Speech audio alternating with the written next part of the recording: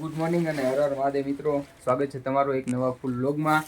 અત્યારે અમે કેદારનાથમાં જઈ, તમે કાલનો વ્લોગ જોયો જ હશે.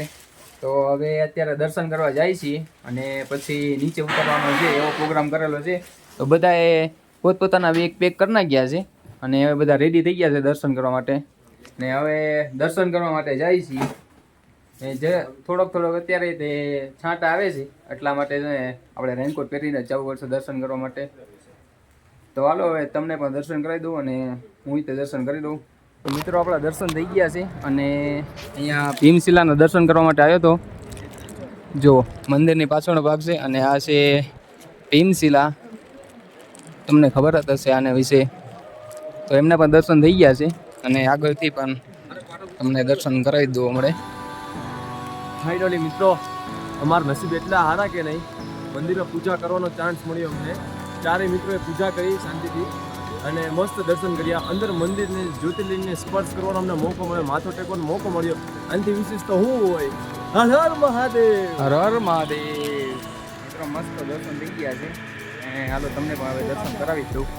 પહેલાં જરીક વરસાદ આવતો હતો એટલે આપણે ફોન નહોતો કાઢ્યો. હવે તો વરસાદ રહી ગયો છે એટલે ફોન કાઢ્યો છે આપણે.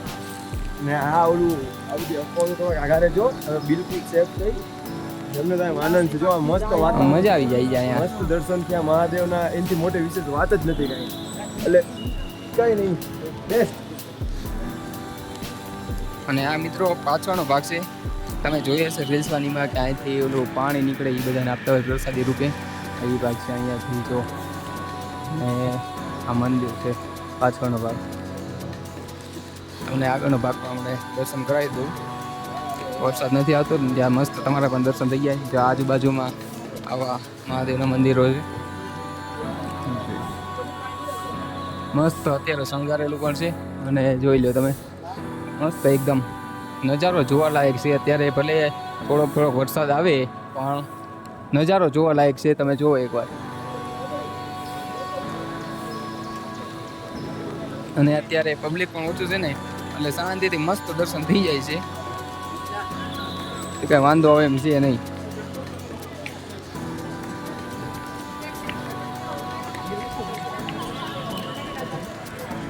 જો મિત્રો અત્યારે કેવો મસ્ત નજારો દેખાય છે દિવસનો.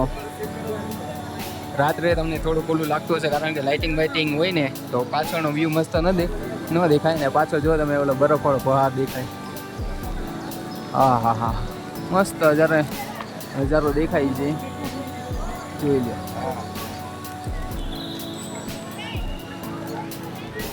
આનંદ બધા ખૂબ જલસા કરે છે અહીંયા આવીને. બધાનો આમ નેક્સ્ટ લેવલ ફિલિંગ આવી ગઈ છે બધાને. જો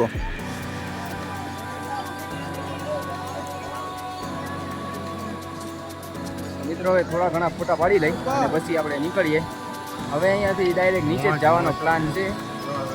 નીચે જ જશું ડાયરેક્ટ, બરાબર. એટલે જોયા કરો તમે આગળ, તમને બહુ મજા આવશે. હજી આપણે ઘણું બધું ફરવાનું બાકી છે.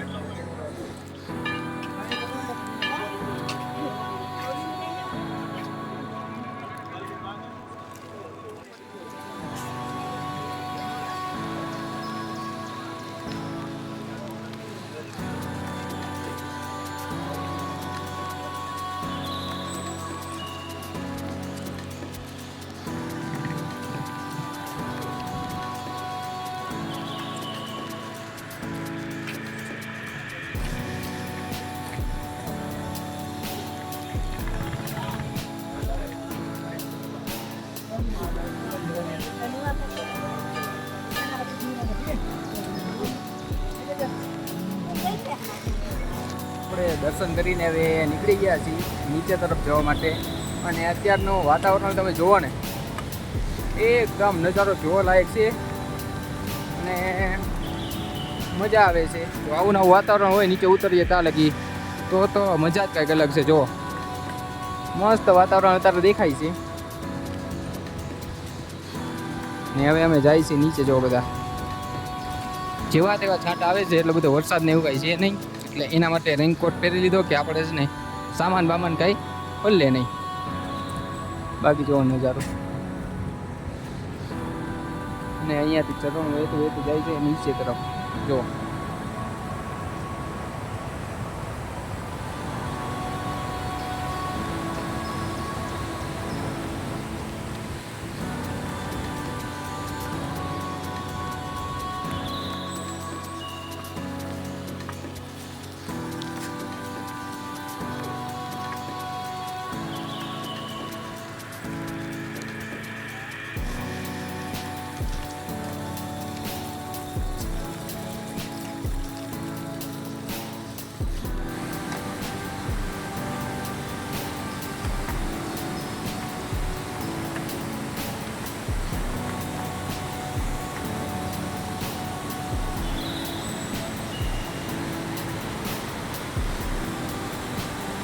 તો મિત્રો આપણે રસ્તામાં છે ને એક ડોડાવાળા મળી ગયા છે. શેકેલા ડોડા જોવો તમે, શેકેલા ડોડા બધા એક લઈ લઈ અને પછી ખાતા ખાતા નીકળી. હવે 4 કિલોમીટર જ બાકી છે. શું ખાતા નીકળી અહીંયા પૂરા થઈ ગયા. આટલાક જ છે ડોડા. અહીંયા પૂરા થઈ ગયા ખાતા 1 કિલોમીટર નહીં હાલે એવું લાગે છે મને. જો શેકેલા ડોડા પહાડમાં ખાઈ છે.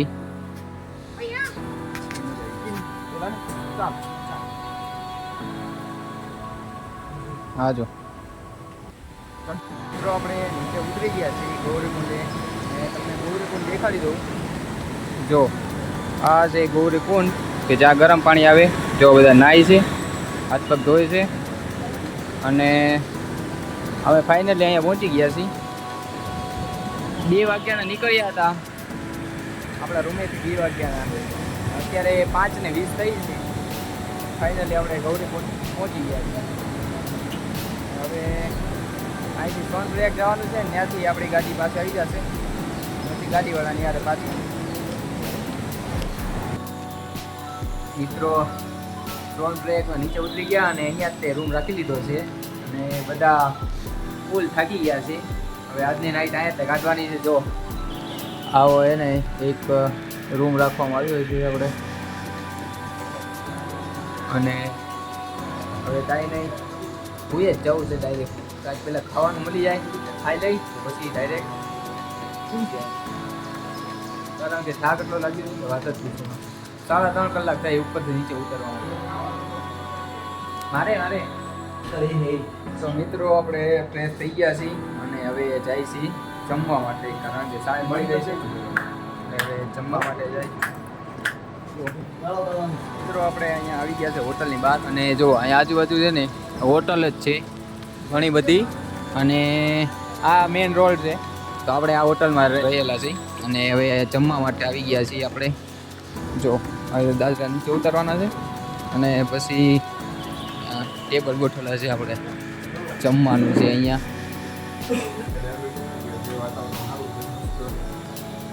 હવે એક મસ્ત પેટ ભરીને જમાઈ જાય ને ખાલી એટલે જો પાછી એનર્જી આવી જાય.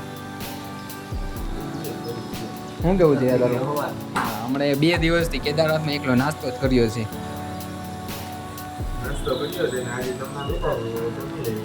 વાતાવરણ એકદમ સાફ છે, બધા પીવડાવે છે, ખાલી ખોટું કામ છે કાંઈ છે નહીં. અમને તો મજા આવે છે. આવે છે બાકી બધું હાલ્યા રહે છે. ખોટું અફવાઓ વધારે ઉઠશે. બાકી તો તમે મિત્રો આપણે જોવો જ છો કે આપણે બ્લોગમાં કઈ રીતનું વાતાવરણ અહીંયાનું હોય છે ને અમે કઈ રીતે રહી છે. એટલે તમને ખબર પડી જ જતી હશે કે ન્યૂઝવાળા અને રિયાલિટી કેટલો ડિફરન્સ હોય છે. કાંઈ નહીં, હાલો આપણે પેલા જમી લઈ કારણ કે ભૂખ આપણને લાગી શકે. તો મિત્રો અહીંયા તે આપણને ઘર જેવું જમવાનું મળી જાય. જો ડુંગળી બટેટાનું શાક છે, રોટલી ને દાળ ને ભાત ખાવ હોય તો ભાતે આપે છે અહીંયા. બાકી અમારે તો જો આટલું જ ખાવાનું છે. અમને ખાલી પેટ ભરાઈ જવું જોઈએ એટલે મજા આવે. તો હાલો હવે પેલા જમી લો કારણ કે આપણે બહુ ભૂખ લાગી. આ તો મેં તમને ખાલી દેખાડ્યું કે અહીંયા આવું આપણે જે કહે ને એ બનાવી દે ગમે એ રેસ્ટોરન્ટમાં. અહીંયા એવું કાંઈ નહીં કે ફિક્સ હોય, આપણે કંઈ એવું પણ બનાવી દે. હા વિશાલ,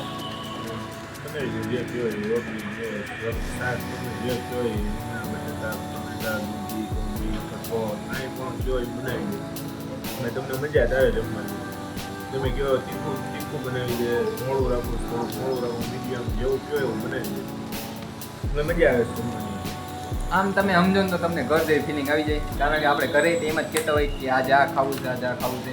અહીંયા તો એ રીતનું જ હોય છે. એટલે પેટ ભરીને ખાઈ લઈએ અમે. એટલે શું કે આપણને થોડી એનર્જી આવી જાય, મજા આવે ખાવાની એમ. મિત્રો અત્યારે રાત્રે 9 વાગ્યા છે અને યુવરાજભાઈને લાગી ગઈ છે ભૂખ. એટલે બનાવી છે આપણે મેગી બનાવવાની છે યીપ્પી. એટલા માટે જો પાણી એડ કરે છે અને આપણે ચૂલો તો લઈને આવ્યા છે. ચલો ચાલો આપણે ચેકવીએ.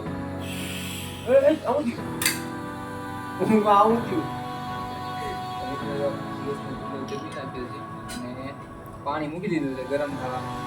હવે મેગી બનાવી નાખી અને કાલની જેમ આજે થોડીક ખાઈ દઈ.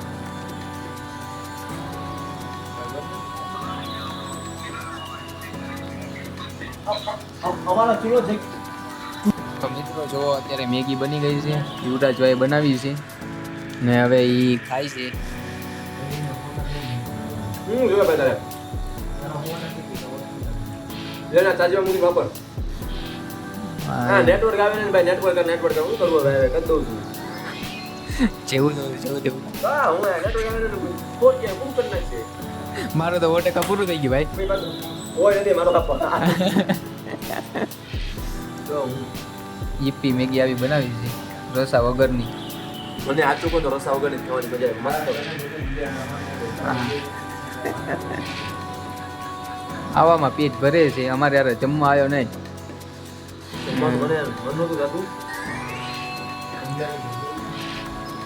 ઓનલાઈન ઓર્ડર કરો પંજાબી તારી હતું.